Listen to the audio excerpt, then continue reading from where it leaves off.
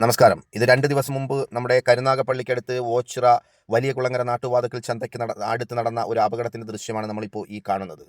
ചുറ്റും പുക നിറഞ്ഞ നിലയിൽ നാട്ടുകാർ ആദ്യം ഈ വാഹനത്തെ കാണുമ്പോൾ എല്ലാവരും കരുതിയത് അത്ര വലിയ അപകടം അല്ല എന്നാണ്. പക്ഷേ അടുത്തേക്ക് വന്ന ഓച്ചിറ പഞ്ചായത്തിലെ ഹരിതകർമ്മ സേനാംഗങ്ങളും ആൻഡ്രോയിഡ് എഡ്സൺ എന്ന മാധ്യമ പ്രവർത്തകനും ഈ സ്ഥലത്തേക്ക് എത്തുമ്പോൾ റോഡിൽ തെറിച്ചു വീണ് കിടക്കുന്ന ഒരു കുട്ടിയെയാണ് ആദ്യം കാണുന്നത്.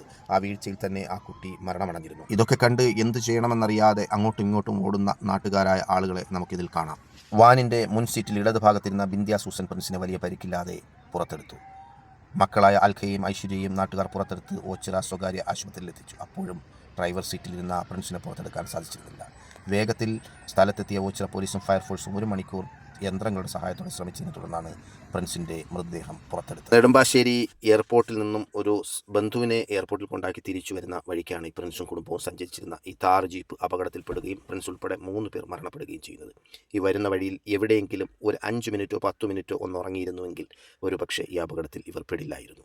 അപ്പോൾ അതുകൊണ്ട് തന്നെ ഞങ്ങൾക്ക് പറയാനുള്ളത്, പ്രിയപ്പെട്ടവരെ, ദീർഘദൂര യാത്രകൾ നടത്തുമ്പോൾ തീർച്ചയായും ഉറങ്ങേണ്ട സമയങ്ങളിൽ നിങ്ങൾ ഉറങ്ങുക തന്നെ ചെയ്യണം. എത്ര വലിയ ആവശ്യങ്ങളുണ്ടെങ്കിലും അത് ഒരു ജീവനേക്കാൾ വലുതല്ല എന്ന് നിങ്ങൾ ചിന്തിക്കുക. നന്ദി, നമസ്കാരം.